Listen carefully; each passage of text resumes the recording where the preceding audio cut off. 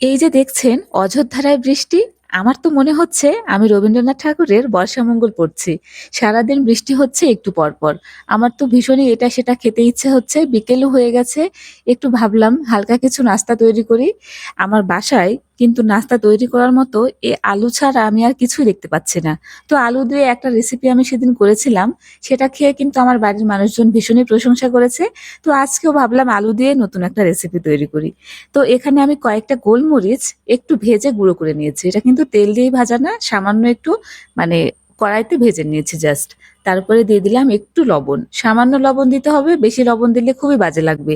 আর সামান্য একটু হলুদ শুধুমাত্র রং হওয়ার জন্য। আর দিয়ে দিলাম সয়া সস। সয়া সস ছাড়া এখানে কিন্তু এই রেসিপিটা হবে না। কারণ আলুর যে ফ্লেভারটা আছে, আমরা যখন বাসায় যে আলুটা ভাজা করি, ডালের সাথে খাই, সেটা কিন্তু একটু আলু আলু স্মেল আসে। আর এটা যদি আপনি সয়া সস দিয়ে করেন তাহলে কিন্তু আলুর যে স্মেলটা সেটা থাকবে না।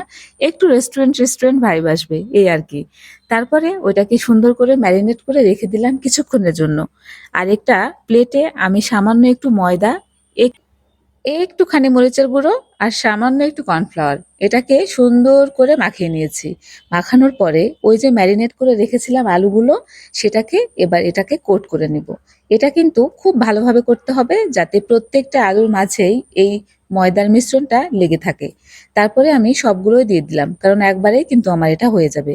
এটাকে খুব ভালো করে মাখিয়ে একটা সাইড করে রেখে দিলাম। এবার আসি কড়াইতে।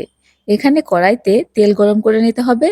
এটা কিন্তু অবশ্যই সাদা তেল হলে ভালো হয়, মানে সয়াবিন তেল। আর যদি আপনি সরিষার তেলে করেন আপনি করতে পারবেন, কিন্তু এটার টেস্ট একটু অন্যরকম হবে। তো অবশ্যই এগুলো যে কোনো ভাজাভুজি বা ফ্রেঞ্চ ফ্রাই, চিকেন ফ্রাই বা কোনো কিছু যদি চপ বানাতে হয় তাহলে কিন্তু সয়াবিন তেলটা খুব বেশি গুরুত্বপূর্ণ ব্যবহার করা। তো আমি এখানে তেলটাকে খুব ভালো করে গরম করে নিয়েছি। আর দিয়ে দিলাম এই যে আমার সুন্দর করে কোট করে রাখা আলুগুলো। এটাকে একটু উল্টে পাল্টে 10 থেকে 12 মিনিট ভেজে নিলেই কিন্তু আপনার গরম গরম বিকেলের নাস্তা একদমই রেডি হয়ে যাবে। এটাকে আপনি আলু ভাজাও নাম দিতে পারেন, এটাকে আবার ফ্রেঞ্চ ফ্রাইও নাম দিতে পারেন, এটা আপনার ইচ্ছে। যদি রেস্টুরেন্টে খান তাহলে তো অবশ্যই এটার নাম ফ্রেঞ্চ ফ্রাই।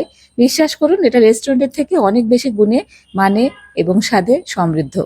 তো বাকি যেগুলো ছিল সেগুলো একটু একটু করে ভেজে নিলাম।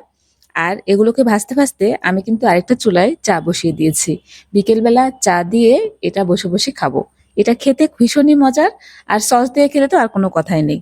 তো এরকম যারা কিনা নতুন নতুন রাঁধুনি, নতুন নতুন আপনারা সংসার করছেন, তারা বাসায় বসে না থেকে শুধু শুধু বিকেলবেলা চা বিস্কিট কফির উপর ভরসা না করে মাঝে মাঝে চায়ের সাথে এইসব নাস্তা করে খাইয়ে দেখবেন, বাসার সবাই খুশি হবে। ভালো থাকবেন, সুস্থ থাকবেন, বাই।